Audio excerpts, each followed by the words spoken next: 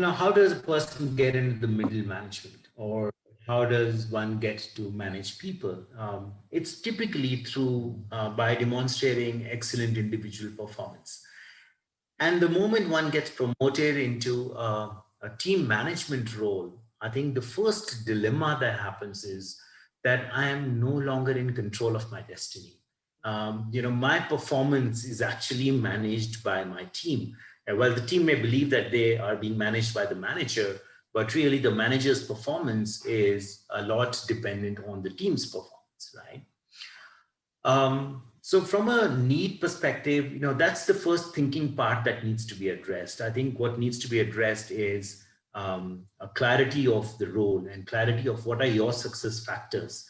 The fact that you're no longer, you can no longer individually do a great job and believe that, you have it all. I think also, I think Gorika mentioned earlier in the session, there is this, the work of a manager is essentially one-to-one, which essentially means that whether you're delegating and directing, or you're, building a network, you essentially need to make this person understand one-to-one relationships, right? I think that's the key. Vipul, would you just want to take this up for a minute? I think I seem to have a slight noise in the background somewhere. Let me just solve that. Oh, go ahead.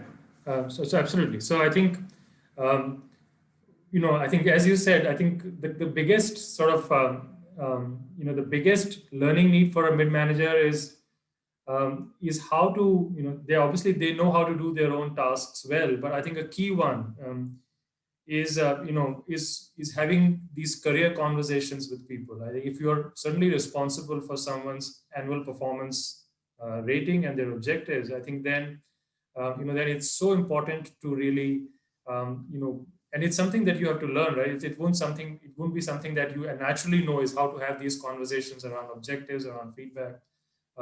So that's a key sort of a learning. I think it fits somewhere between sort of people acumen. And I think the other is about, how do you develop sort of your charisma, or sort of your, your authentic sort of true self, and how do you really project it, and so that it's both relatable as well as, something that builds a connect between yourself and your team members. Akash, are you all set? Go ahead. So yeah, All feel right. free to pick up the next. Thanks for that, Vipul.